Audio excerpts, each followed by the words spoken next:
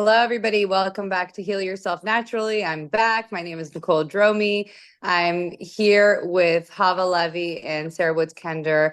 We are so excited about today, but before we start, I'd love to take a moment to give our thoughts and prayers to everybody affected by the most recent hurricane out in North Carolina. We have a lot that has gone on in this world, and the complete devastation that has hit and affected this area is really astounding, and we are at a complete loss for words. When I heard the news not long ago, it's just really sad to think about the devastation and people that are missing and families that are uprooted, and our prayers go out to all of you, and we hope to only hear good things, and may you find your families for those who are missing. And yeah, so on a that was a pretty solemn note, but now we're going to go on to the topic of what we wanted to discuss today. Today, we're speaking about herbal pantry and beginning our healing journey by stocking up with certain herbs and things in your home. And we want everybody to have the ability to prepare for emergencies, maybe not natural disasters, but even those, you can prepare for certain things at home and have certain things at home in order to heal yourself naturally and care for your families and loved ones in a time of need. And we are going to be discussing what's really important to have at home to heal yourself from the most basic emergencies and more, because certain herbs can treat various amounts of diseases, or even just something as simple as a cut or a burn. So I'd love to start off with Sarah.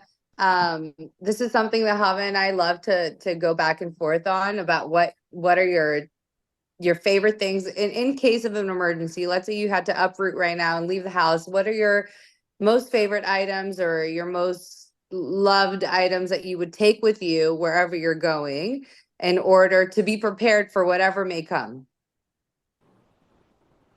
How many do I get to choose? I didn't specify because I know you don't like the number thing. I think, I don't like to because pick favorites. They know when you pick favorites, you know? It's I like, know, I okay. know we won't tell them. I should Don't close the tell your door to my brother, but spice you're my favorite, right? Don't tell your sister. I say that to all my kids. Don't tell, but you're my favorite. Well, I think it's a great thing to teach people that they have a veritable medicine chest in their own spice cabinet. And Right. every one of the spices and herbs that we use for cooking have a medicinal quality. I guess if I were to have a go bag and I would have put some of my spices and herbs in there and the culinary aspect of things, as opposed to, not everybody obviously is going to have the medicinal herbs that we use. I would say, well, one would be honey, because honey is very healing. Honey can be used topically on burns. It can be used for sore throats. It can be used for allergies. It can be used just because we love the bees and we love the taste of it. Very healing. So honey, and Real honey. it's a Real honey. raw local honey is what you Right. want. You don't want the crap in the grocery stores because it's crap. Right. It's pasteurized and they kill it. Um, and then I would pick garden sage. And garden sage I like for lots of different things, including hormone balance, but also for sore throats and for burns and for pain topically. You could make a poultice with sage, and you could put it on, well, any kind of injury, because it's very antimicrobial, but it's wonderful for burns, and it's wonderful um, for pain, like, if you have joint pain, even you can use sage. But internally, it's excellent for sore throats and for strep throat. So, I treat a lot of people that have strep throat, and you don't need to go on antibiotics for strep throat. It's pretty easily treatable with herbs. And sage is absolutely my number one. Sage and honey, and propolis too, but that's not really part of this conversation. So, and then I would pick rosemary. because rosemary is very antimicrobial. Rosemary is excellent for brain, excellent for eye function. Uh, and I love rosemary. Um, and then I guess I would also choose, I won't choose too many. This will be my last one. Okay. No, we have an hour to discuss this. We can go That's true. for as many. Yeah. Well, I love things. Even something not as common as sorry to cut you off, but not as common as a kitchen pantry herb, like something that you would suggest for your clients to, okay, you may Oh, not okay. need it So, now. yeah, You may not need it now, but it's always good for emergencies to purchase it, storage it properly, store it properly, and have it at home in case you need it. Well, what would be in that go bag of your not so common herbs? oh my goodness. I was just thinking of another one. Well, I love cardamom, and although cardamom's excellent for burns and it's antimicrobial, but what was the one I was just thinking of?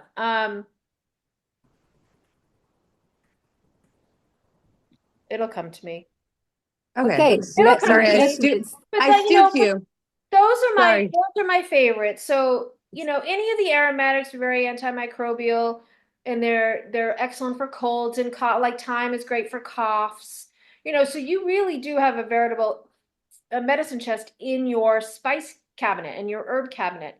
And of course, I guess the other thing, maybe you're thinking things like castor oil, stuff like that, perhaps. Anything that you would say, I'm leaving the house right now. I got to go out of town for a couple of weeks. What do I take with me? Like, what is my Mommy go-to? little helper. Exactly. Everybody needs a grab bag. I have mine ready at all times. If I'm taking a spur of the moment vacation or whatever it is, I don't need to like now rummage through my cabinet, my healing cabinet and whatever. It's always just ready to go. If I see something out of stock, I always refresh it. But there's things that I don't leave the house with because you just never know what's going to happen. Right. Yeah, I Right. guess that those would be the ones that I'm thinking of off the Right. top of my head without Hmm. having prepared anything for this talk today. I think that would Sorry. be. you're good. Oh, You're that's okay. amazing. I You like are to you think of. always No, well, give you know what? something Honey is new. I really love number it. one. Honey is number one, and people take it for granted in so many ways. And not only that, being able to buy locally is one of the more important things. And not just the honey, the honeycomb. The honeycomb has a lot of its benefits as well. So if you have the opportunity to go to a local farmers market, or a honey farm nearby, stock up on it. It never expires, right? Honey is such a beautiful thing that it never expires, and you should always have good honey on hand no matter what. I love that. And also sage, you can grow your own sage, you can grow your own rosemary, or if you can't, or you don't want to, it's always good to have in your spice cabinet. So I think that's something great that people should take into account and bring it into their home. Hava, what are some of your favorites? Right. So some of my favorites will be probably cayenne. I usually carry cayenne in my bag with me at all times because the cayenne, and I also have seen it how it works nicely in times of need, like if someone cut the finger or someone has a sore throat or you're just traveling and you feel a little bit dizzy, you put a little bit cayenne on your tongue, and it really brings the blood flow circulation, as well as I found in a there was a one case of one woman in a supermarket who fainted, and thank God that I had the cayenne. So I rushed to her. I put like 1, 2 drops, and she was fine. So I found the cayenne is very useful to have on hand at all times. Now the question is how we want to have the cayenne, or either in a powder. You can carry in a small bag. You can have a tincture.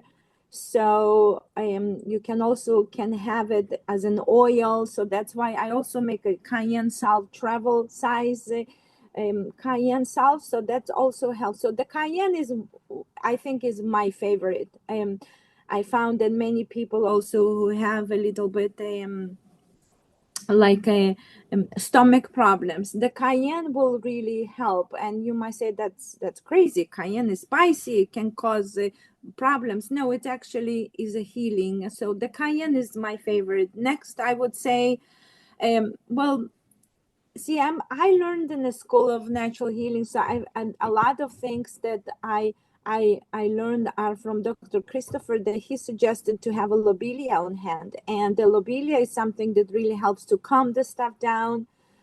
Lobelia really helps to bring someone who is in a shock state, bring him back. And I had also wonderful example of someone at the midst of my wedding, of my son's wedding. Someone ate something that was not good, and she started having an allergic reaction. Thank God that I had the lobelia in my pocket.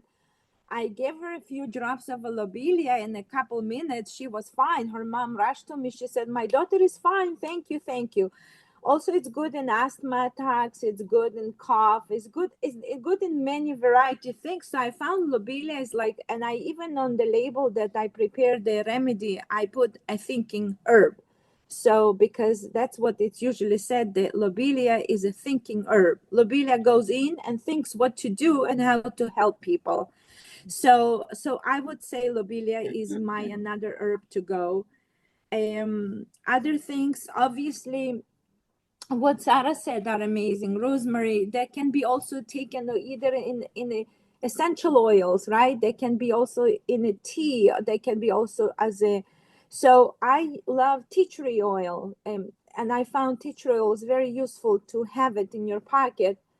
Tea tree oil is wonderful because it helps with infections, to clean your mouth if needed. If there is some sort of a bacteria, you can put a little bit tea tree oil on your hand. So that's one of those herbs that I love. Obviously, there's many other ones, and we probably will dive deep more. But I think listeners will now, if they will have lobelia, cayenne, and sage, and rosemary, and cayenne, I think you have a whole pantry. You can treat from cuts to throat pain. Absolutely incredible. Yeah. Yeah, and I can Yeah, think honestly, I can think go of ahead, go ahead. yeah, three other things too. I mean, just to stay on that whole mode of what people might have in their homes already, would Right. things like onions and garlic and mustard, these things help move things out of the body. I'm thinking, an acute cold situation where it's in the middle of the night and you're in, someone's kind of struggling to breathe, but not in so much of an emergency situation that you would bring them to the hospital. You could make back in the day, a mustard plaster was used all the time for things like Yes. whooping cough and for sticky phlegm cough. So there's a How do you make a mustard plaster?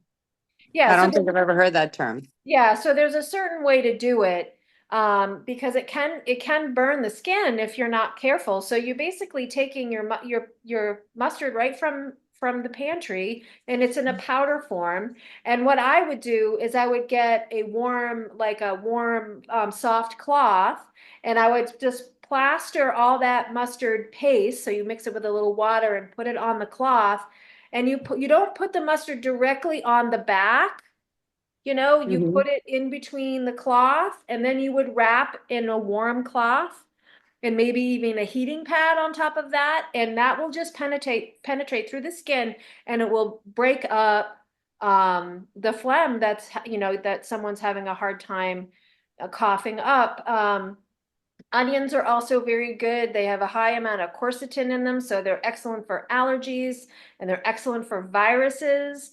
And then a garlic is antimicrobial.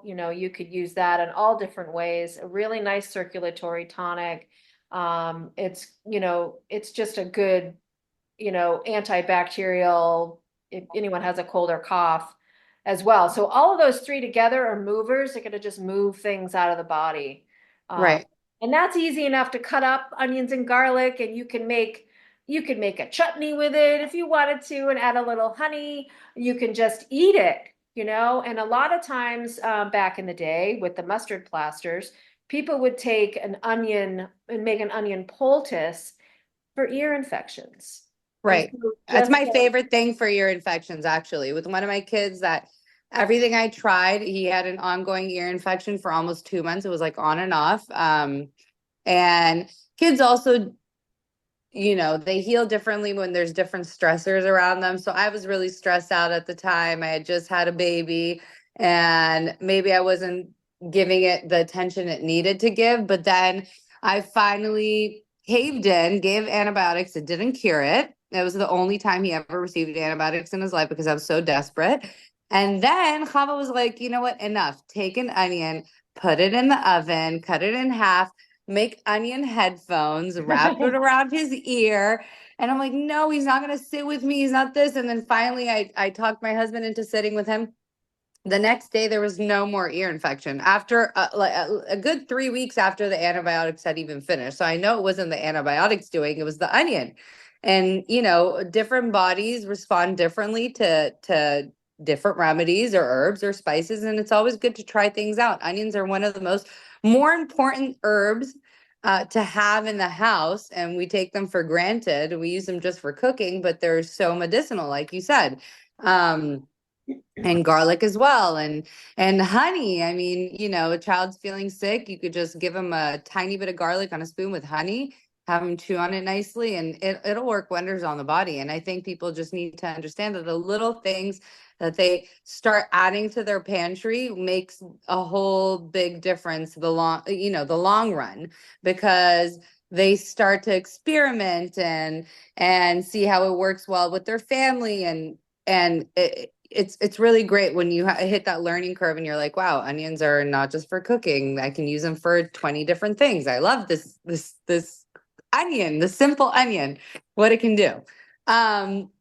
What do you think, Chava, in terms of, let's not just talk about herbs. We're talking about natural healing, right? And in natural healing, sometimes we need something else other than herbs. What are some things that you would have at home? I heard Sarah mention a hot bottle or like a warming blanket. That's something that I feel like every house should have, something to heat things through. What else do you suggest for people to have at home at all times? Okay, so there's a few things that I would suggest, and I would say, like Sarah mentioned, one of the most important things is a rubber hot bottle. Everyone should have 2 or 3 rubber hot bottles, or maybe 2 rubber hot bottles and 1 electric one. This is a must. Every home should have it.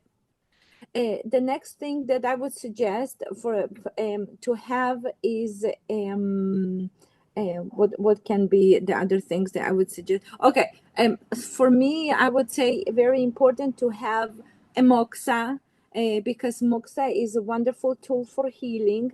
Is a mugwort that's been prepared, looks like a cigars. Mugwort. You showed it once in one of our podcasts. Yeah, Yeah. I did. So mugwort is, I would suggest to everyone have a simple, normal size moxas at home. Other things that I would suggest to have at home is ear candles, because when we treat ear pain or so, ear candles are good to have at home, because, or even just release the pressure from the ears. I think it's very important to have. And you might say, why need it? Well, you know, if you're building your home, you're building your place to be able to treat, you need to have those stuff. And I really strongly suggest to start piling up and have those on hand at all times. Another thing that I found that it's very useful, it's not new, but many people are learning about this right now, but it's called light therapy. Now, there is a light therapy machines that are very expensive, and there is a light therapy that are cheap. I would suggest as the beginners, you should start getting something in a, like cheaper, not very cheap, but in a between, something about $200-300 machine, even light therapy that really will start helping you. And why you need the light? Because the light is a healing.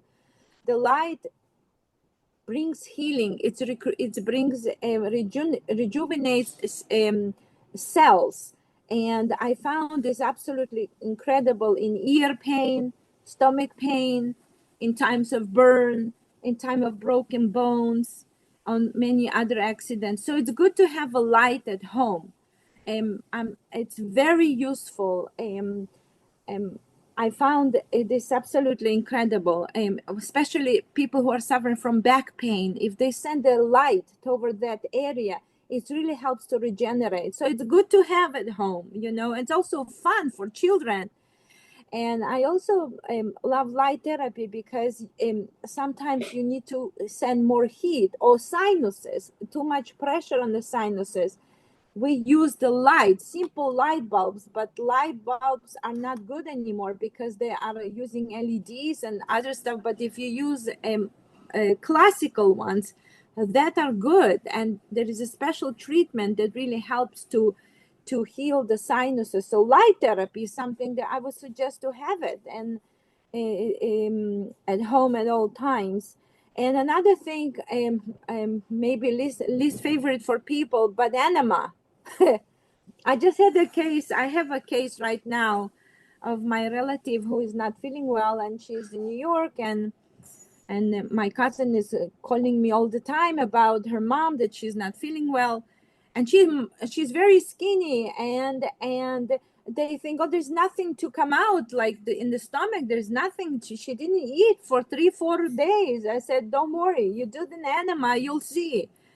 And yes, and enema is important tool to have at home, because enema is something that can remove parasites, remove toxic stuff that are gathering in the stomach. We live in a society where it's too much garbage we accumulate. People don't poop enough, and if they eat wrong food or suffering from fever, enema is the one. So have an enema as well. So that's my favorite tools. I mean, obviously we can go more, but that's like the Right. basics that I would No, suggest. it's basics. It's Hava, basics. And Yes, it's ma'am. so interesting that I've the last few weeks. Now I always get people in the shop with digestive problems. Yeah. Because that's like number one besides insomnia. But the amount of people that have come in just since we've been doing this podcast with chronic constipation. Like we're talking, this kid the other day came in and he's like, I could go week 6 days. And he said, and then there was another lady too, same thing. Yeah. And then at one point they have to go to the hospital because there's nothing's coming out. And Right. so, the tools like the enema is what I actually brought up to a couple of them Yeah. in honor of you, because it's just something that I always just forget. It's not You're the so way I sweet. was trained. I'm thinking Senna, Cascara Sagrada, let's move the bile, and all those things help. But the tried and true enema, if you want to stay out of the hospital, which I absolutely recommend people do, I love that idea with the enema. It's excellent. Yeah. And It's must. I'm telling you, my they did yesterday. They did enema on her, and in the beginning she would throw up stuff, and I said there's a lot of mucus buildup, but why not to do an enema? And they done an enema, and the first time nothing came out, but in a couple of hours, then suddenly boom, like so much garbage came.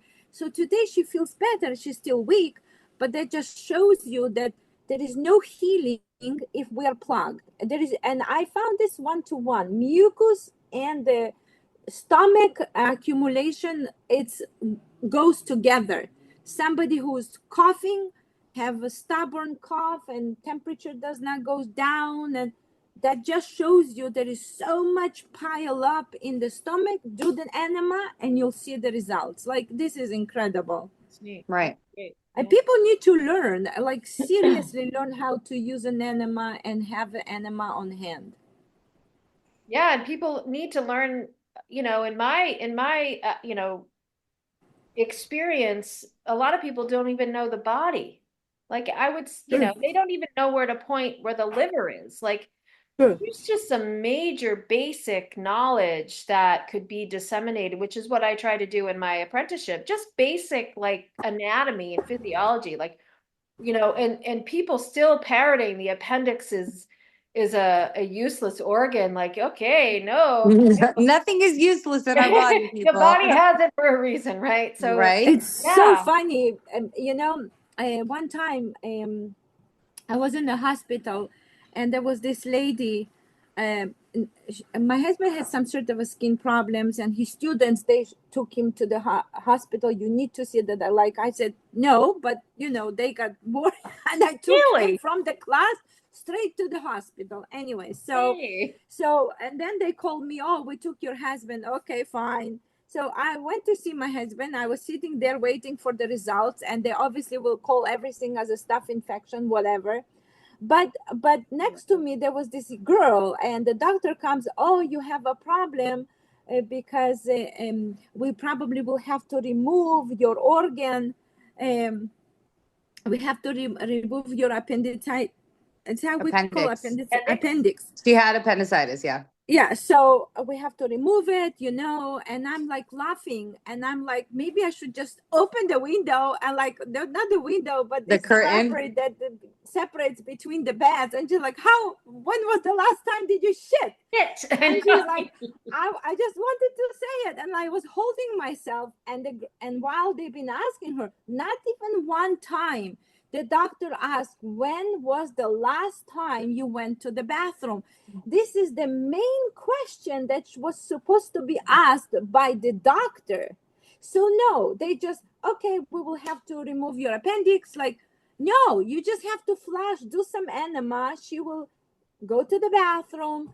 As hopefully it was not infected. From what I hear her talking, it was just probably just the beginning, because it started like a day or two ago. So that's not the worst case. You just like, you didn't probably poop for a couple weeks, and that's it. But doctor was not aware as well, and they just like, okay, let's roll you to the room. And I was To like, the so OR, upset. yeah.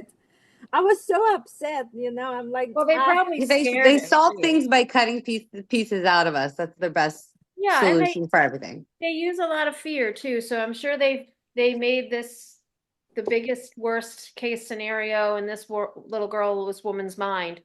We've got to cut it out or you'll die kind of scenarios when Right. and and again to that point is like, when you know your body, you're not as fearful about the things that happen, Right.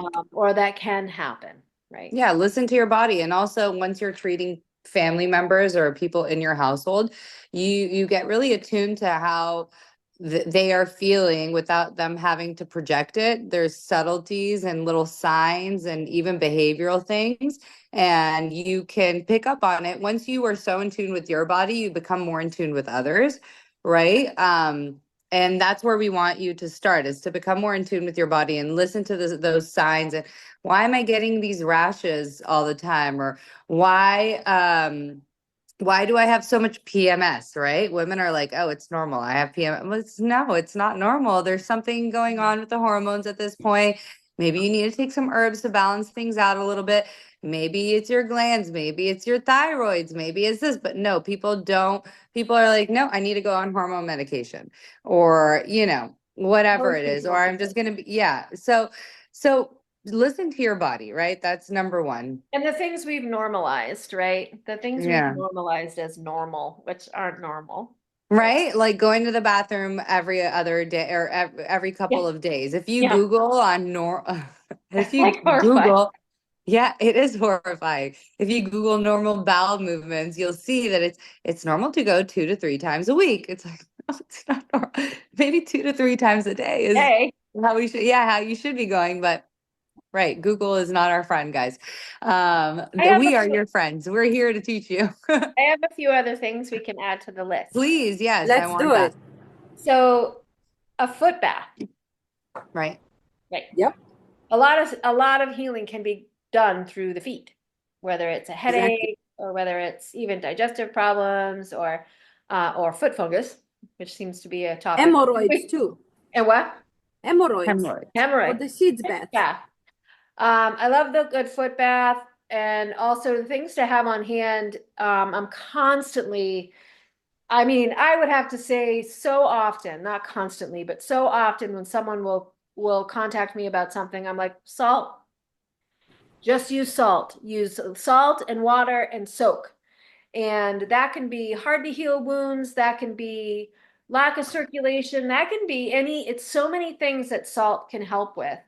That What kind of salt? Like sea salt? Yeah, so I would have people get a nice big bag of Epsom salt to have on hand, and Right. always have a good big bag of sea salt, which they're I think molecularly, or they're essentially the similar salts. Like magnesium is the base of a sea salt, and so is the Epsom salt, but one's culinary and one's not, obviously.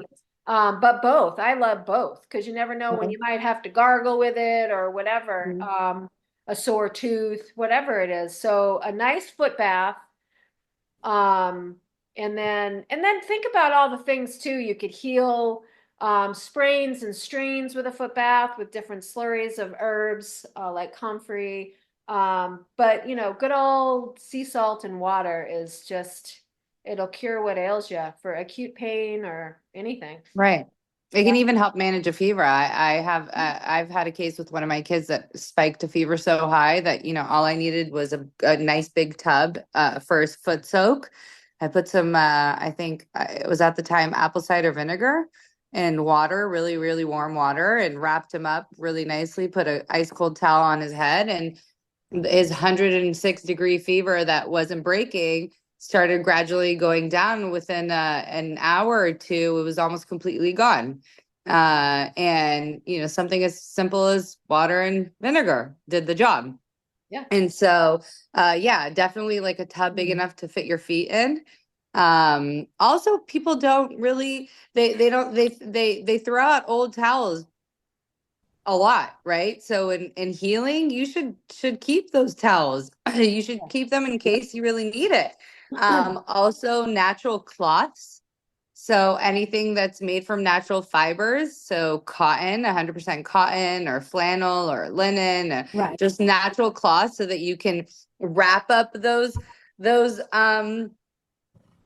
poultices on your body, things like that. Don't get rid of it. Put it in a pantry with your healing stuff, with your hot bottles, with your pedicure tub, or your big water tub, with all those things, because you'll one day need them.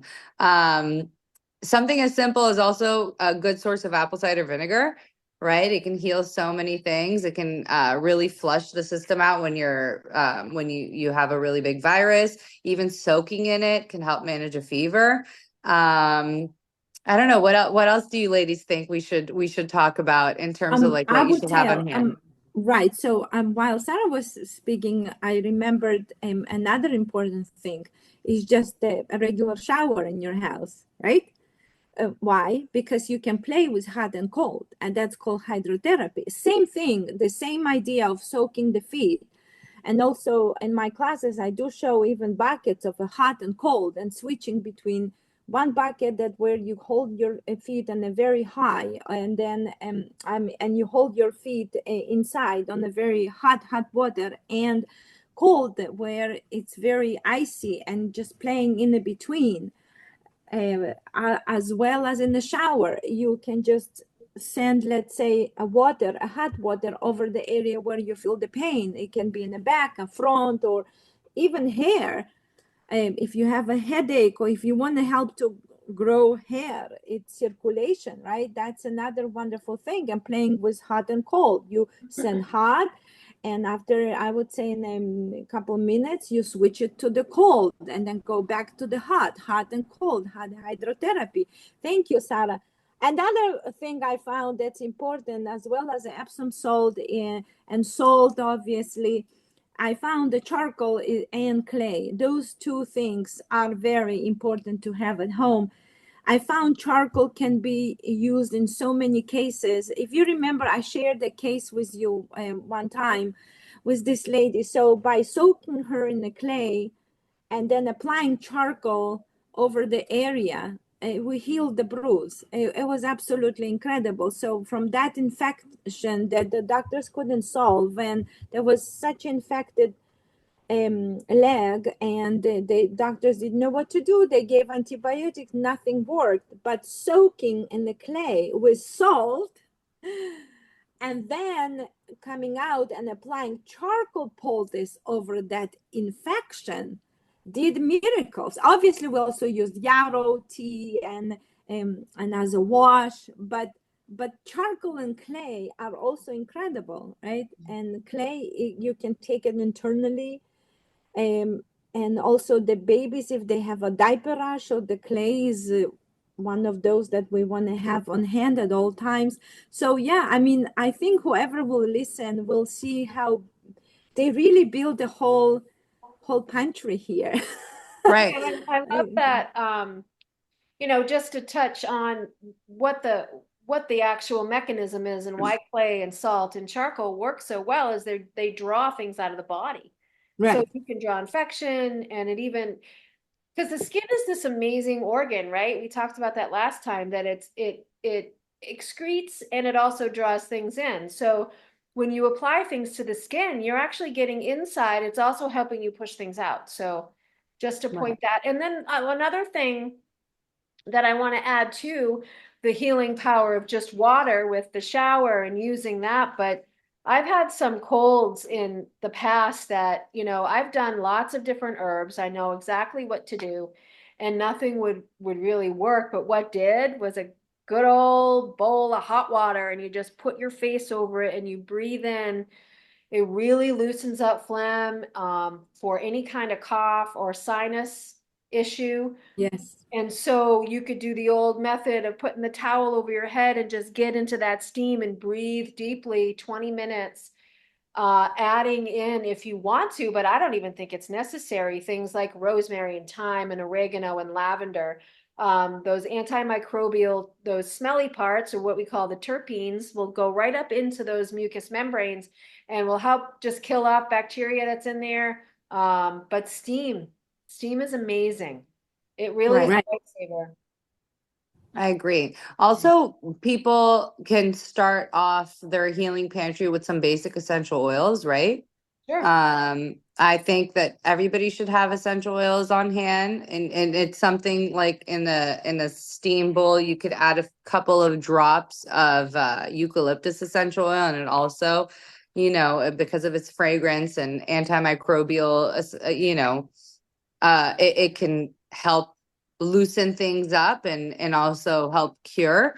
Um, Things like peppermint oil to help reduce fevers or manage fevers, not reduce really, because you want to manage it. You never want to get rid of it completely. Your body does that on its own when it's ready. Um, Tea tree essential oil, I know the Chava mentioned. I have used it so many times, just like on a hangnail that I pulled off, and all of a sudden I'm really swollen the next day, and there's like an infection that started, even though I'm a clean freak and I wash my hands all the time. Obviously, my body, whatever. So a little bit of drops of essential oil over there, tea tree essential oil, and within a couple hours, it's all gone. Um, Lavender essential oil is great for burns as well as a calming agent. Oh, So if good. you have a headache, I know I'm a fast learner. Well, it took years, but many classes and teaching people later, I've been able to accumulate, my knowledge too. And I always travel with a pack of 4 different essential oils, and those are my main 4. It's eucalyptus, lavender, tea tree, and peppermint, because you can do so many things with those 4. Start with those 4 and you are golden. So let's say you're really stressed out, having a stressful day, have a huge headache, a little bit of lavender essential oil really calms your nerves and stuff. So yeah, I love essential oils. I use them a lot on my kids too. Sometimes they're freaking out or whatever it is, a couple drops on their bed, they have no idea, but it's really calming for them. Some people are sensitive to it directly on the skin, so you can always mix it up with a natural oil. Carry oil. Um, Right. yeah, Mary, a yeah. little bit of coconut oil or olive oil, mix it up with something and then apply it to the skin so that you don't react to it. Yeah, I just wanted to put that out there. I think people should always have some good essential oils in their pantry, no matter what. I treated a 3rd-degree burn on myself with something as simple as honey and lavender and aloe vera, and then eventually charcoal, because it wouldn't dry up. So those 4 things I had on hand. And even if I did, I was actually out of town, and it was the one time I didn't bring things with me because I wasn't with my children. And my husband and I went to Miami for a wedding, and I got a 3rd-degree burn from water, from, getting, it was getting coffee in the morning or tea. I got a hot, steaming hot cup of water to make a tea for myself, because I brought my own teas. That was the one thing I did bring. And someone knocked into me, and the water spilled all over my sweater, and it clung onto my skin. When I Oh, removed it, it was a huge burn. It was horrible. I remember like thinking back, okay, like emergency prep. What do? Postmated, or I think it was something like that, that I ordered stuff from the local health food store. I got some local honey. I got some lavender essential oil, some aloe vera, and I was like, all right, this is how I'm going to treat it for now. And eventually that's how I treated my 3rd-degree burn, with those items, even when I got home, because you don't need to rush to the hospital and get some grafts or whatever it is, depending on the severity of it, obviously, or how much of the body it's affected. But those simple things you have to have on hand at all times, because you never know the emergency you'll be in. What else do you ladies think we should talk about in terms of, let's talk about children ailments. So our kids get sick. Let's say we have a big fever. What some of the herbs that we've talked about definitely help manage that. What would you suggest, Sarah, if even a child or an adult has a high fever, or a fever that's not breaking over the course of a few days? What are some of your favorite herbs that you would use in order to help manage it? Well, I like yarrow and catnip for fevers. Right. But I would also be using cool cloths and tepid baths Yeah. for sure. And, just watching it that way. That's what I would do. And a lot of And hydration, right? of course, so I would do the yarrow and catnip tea. And I'd also be, Combined, mixed together. yeah, Mhm. I sure would. And even, an extract if necessary, but teas are always better, I think. And of Yeah. course the local honey in there to make it go down easier. And plus it's good for you. And then of course, lots of cool water, a cool cloth or a cool bath. And I'd also be making my own chicken broth or chicken soup. And I have The Jewish penicillin. that's right. And I'm not even Jewish. I know. I know. It's just it's a It's just the coined way it is. term, Yes. right? It's just something that's been coined over the centuries. But I think every house needs to just know how to make a good chicken It's broth, a because cure-all, and there's so many it things really that is. you can put into a broth that they'll never know. I don't like Right? it, so you'll never know it's in there. Yeah. And so I have like a bone soup mix, I call it, and I use things like there's several herbs in there, plus seaweed and powdered mushrooms, but I use astragalus, nettles, and burdock root. So astragalus root is this amazing, my next video is going to be on astragalus if I get out in my garden again, but it is wonderful for the immune system. It helps support the kidneys and the blood and the immune system. Of course, nettles is going to give you minerals and it's very nutritive. Um, I love burdock root because it's going to cleanse the blood. It's going to move the liver. It's just going to help you get rid of that cold quicker. And then seaweed is in there. So I use like 7 different types of seaweed, like kelp and kombu. And then that goes into the broth. And I have like a powdered mushroom blend, which I have to tell you, if you guys use powdered mushrooms, or if you don't, then I do suggest you do. But right now they're super hard to order wholesale and bulk, just because I think the mushroom coffee people are buying up. Oh, my purveyors are completely out. So I'm like, okay, but I buy a 14 mushroom blend and you put that in the soup as well and you make the stock with it. And people love the stock, and you can use chicken or you can use a beef marrow bone, whatever you prefer. You could just do veggie if you're not, if you're vegetarian. Right. And I would have that simmering. And my youngest daughter was really sick when she was like, oh golly gee, 6 or 7 years, 5 or 6 years old. And just like every 2 hours, she was vomiting every 2 hours. And within like 2 days, I got her up and going because she actually had to go for a trip. She went on a trip to Colorado to see her grandmother, and we had to go. So we had to get her ready. And in between, the vomiting, I'd be like, mushroom broth, sip, sip, sip, water, and then at least getting some of that in her really helps turn all sorts of sicknesses around. Right. And also, like you said, sip, sip, sip. Some people force water down their children's Exactly. throats, and especially if they're having something like, stomach spasms, whether it's diarrhea or vomiting, or even just not feeling well, the body is shutting down and you can't aggressively pour liquids down. So we have a 10 Mississippi sip rule. And when I ask you to drink water, we're drinking only 10 sips. And then I come back 30 minutes later and I'm like, 10 more sips and 10 Yeah. more sips. And then Yeah. they've, completed their water intake for the day, but they have no idea. And it becomes easier on the body to take it in. Correct. And also, since I wasn't here for our last topic of skin, but our skin drinks as well, right? So if someone's not drinking properly in between those 10 sips, I would throw them in the bathtub.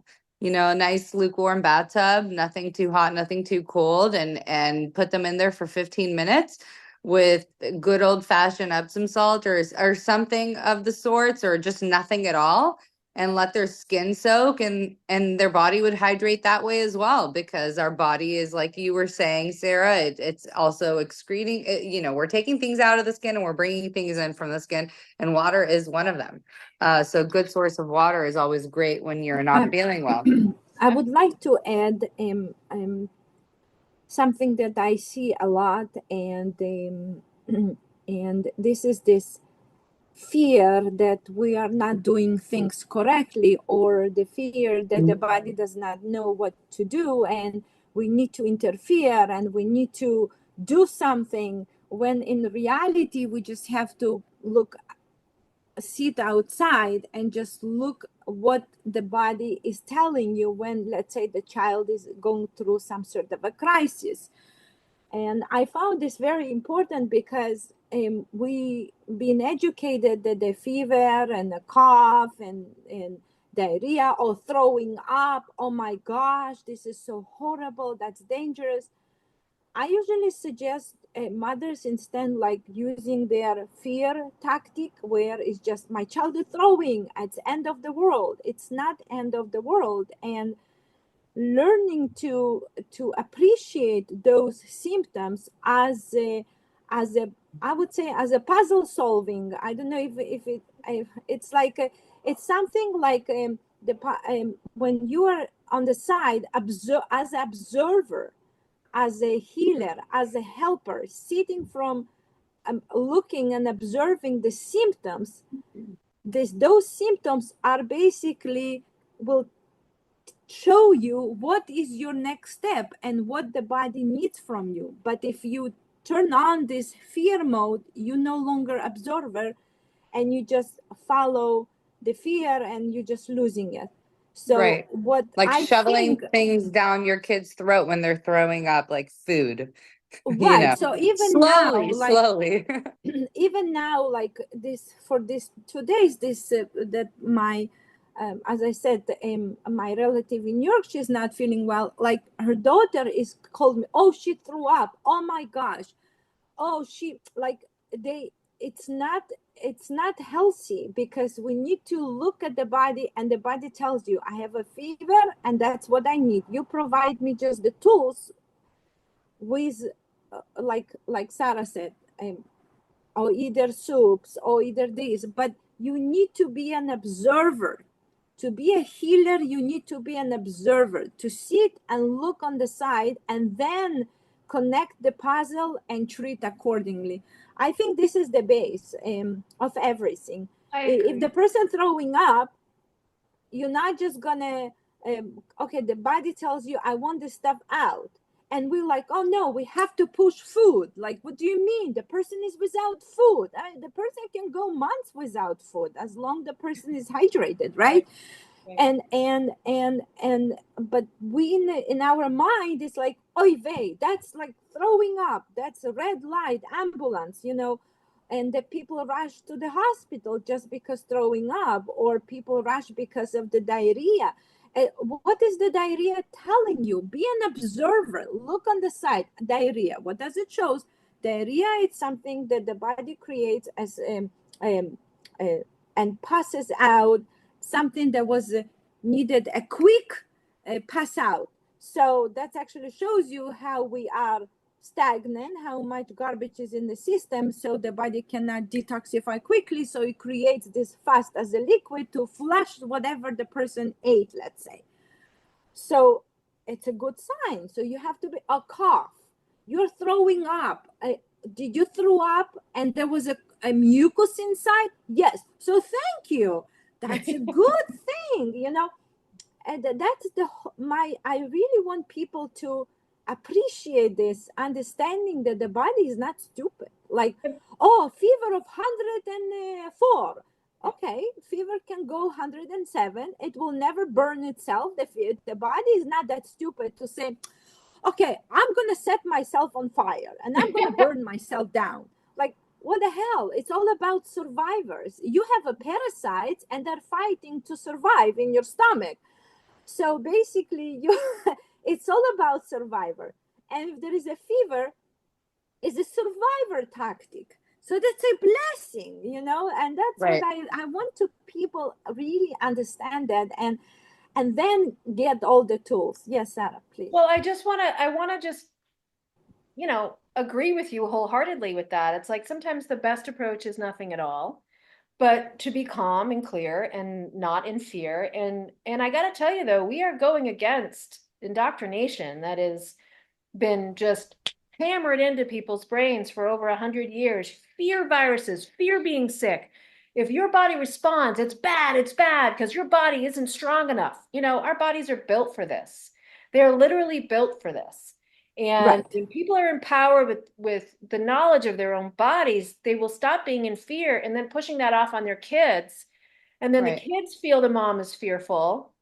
And you know, you can't heal properly in a fearful environment. So 100%. I'm so glad you know you mentioned that. And I say a lot of times, you know, sometimes people come into the shop and I look at them and I'm like, sometimes the best approach is nothing at all. Like I don't Or want to even a hug.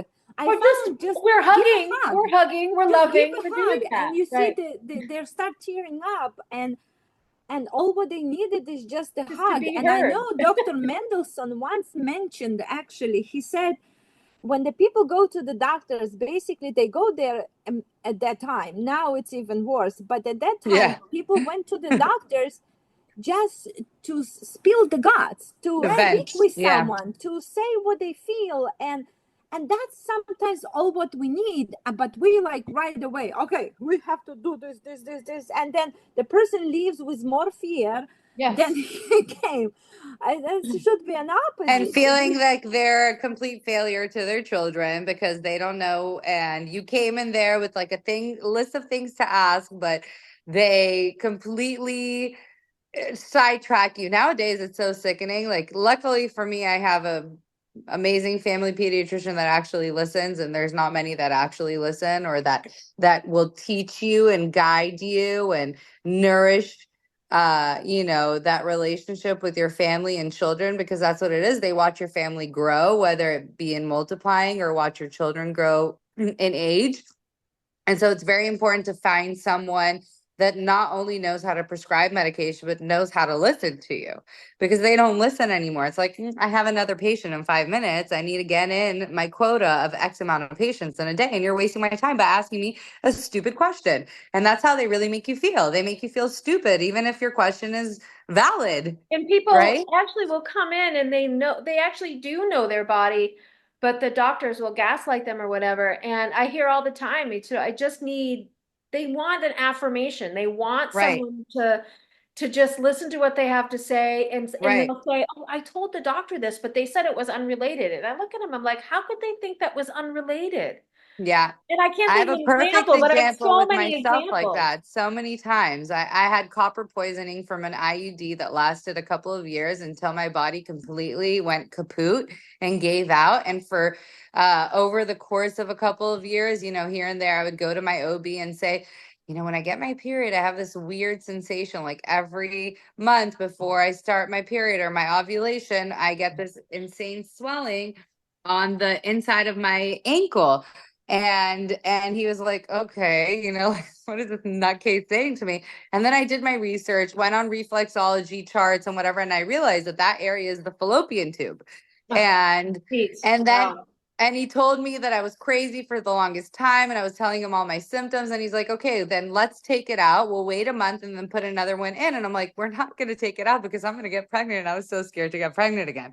And I finally caved. I took it out. And when he took it out, he was like, wow, in my 30 years of practice, I've never seen anything like this. Like, it was completely corroded and, Oh, and no. black, and my body reacted in such a way, and that I developed a mental illness from it. And then I did more research about that product and found out that most women that have had that certain brand have been misdiagnosed with schizophrenia. Oh my God. Talk And about that. so, yeah, this is my latest one. Say hi. Hello. Say hi. Yeah, hi. This is time. I just got my dogs going. Yeah. They said hello. They think someone's here. But, after I finally caved in and decided to take that wonderful device out of my body, I got pregnant with my latest creation, the love of my life, my favorite one. Well, we'll have to have we'll actually have another topic and we could talk about this. I think so, Herbal birth about control. I birth have lots controls, of, and I have so much to say about it. I have lots of experience over the years of birth so do control, I. and Absolutely. yeah, Well, I and mean, I have experience with the herbal birth control, I mean, really, the medical stuff for sure, but herbs, yeah, you don't need you don't need that. You don't need that. yeah. Well, you know what? When you're young and you have so many children under 3 and 3 years, and then you just say, I can't do it anymore, you give in and you do something stupid like get an IUD, and then years later you're still regretting it. My body is still working through it. My hormones are still off, completely, but I do what I need to do in terms of herbs and listening to my body and not freaking out.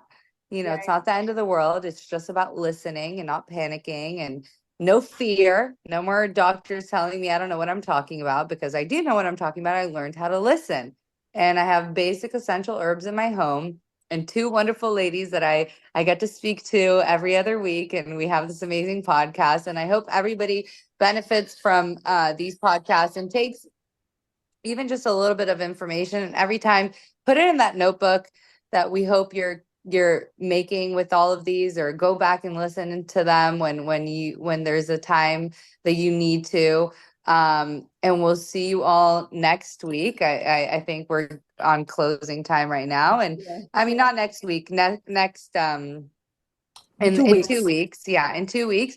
And we will be talking about more necessary items that we need at home, how to prepare herbal remedies on your own, the differences between, a lot of people don't know what poultices are. We discuss them a lot today. Tinctures, how to make your own. We want a more hands-on course next time. And so we'll be showing you things more hands-on, and I hope you all enjoyed. And have a beautiful, blessed day. And again, all of our thoughts and prayers go out to everybody out in North Carolina. Right. We wish you the best. And to the rest of the world, we wish you the best. And we hope your time with us brought some light in your day. Thank you, ladies. Amazing. Yeah. All the best, everyone. Thank you.